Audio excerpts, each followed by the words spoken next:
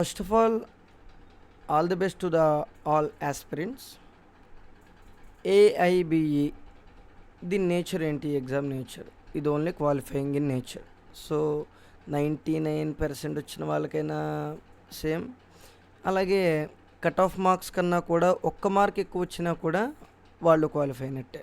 So ఎన్ని ఎక్కువ మార్కులు రావాలి అనే దానికన్నా కట్ ఆఫ్ని మనం క్రాస్ చేయాలి అనేది ద మోస్ట్ ఇంపార్టెంట్ ఫ్యాక్ట్. తర్వాత అన్ని బేరాక్ట్స్ మనం చదవాలా?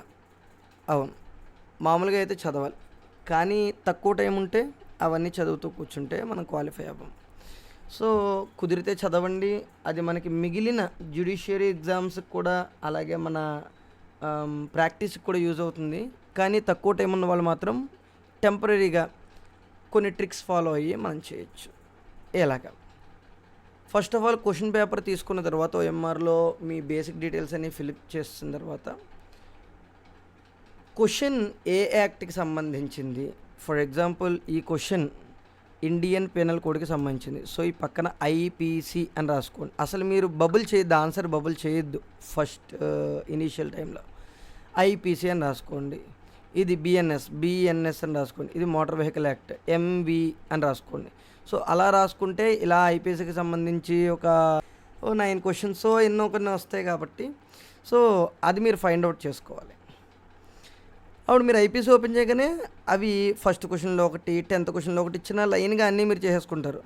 పోనీ 100 చేసుకుంటే టైం అయిపోతుంది అనుకుంటే మీరు 25 క్వశ్చన్స్ లాగా ఇలా రాసుకోండి. అవి అన్నీ క్లియర్ చేయండి. ఆన్సర్ని క్వశ్చన్ పేపర్ మీద టిక్ పెట్టుకోండి. లాస్ట్ హాఫ్ అన్ అవర్ మాత్రం ఆన్సర్స్ అన్నీ కూడా ఓఎంఆర్లో బబుల్ చేయండి. This is the master plan to get qualified in AIB examination. Okay, అయితే ఫస్ట్ అసలు క్వశ్చన్ మనం యాక్ట్లు చదివినప్పుడు ఎలాగా 100 out of 100 ఇలాంటి క్వశ్చన్స్ ఇవ్వడు, కానీ మ్యాక్సిమం 40 to 50 ఇస్తాడు. అవి మనం కరెక్ట్గా చేసి మిగిలినవన్నీ ర్యాండమ్గా పెట్టినా కూడా క్వాలిఫై అయ్యే ఛాన్సెస్ అనేవి చాలా ఉంటాయి. First of all Indian penal code అని ఈ యొక్క క్వశ్చన్లో కానీ ఆప్షన్స్లో కానీ ఏదైనా యాక్ట్ పేరు ఇచ్చారు ఇండియన్ పీనల్ కోడ్. సో ఇక్కడ ఐపీసీ అని రాసుకుంటారు. 50 క్వశ్చన్స్ ఎన్నో పెట్టుకున్నారు. సరే, ఐపీసీ అనేది పెద్ద యాక్ట్ కాబట్టి అందులో ఇంకా స్పెసిఫిక్గా సెక్షన్ 8 అని ఇచ్చేసాడు. ఒక్కోసారి యాక్ట్ పేరు క్వశ్చన్లో ఇవ్వడు, ఆప్షన్స్లో ఇస్తాడు. అది గమనించుకోవాలి మనం.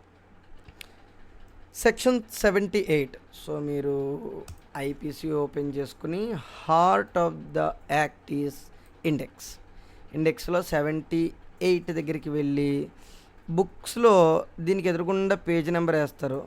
ఆ పేజీ నెంబర్ దగ్గరికి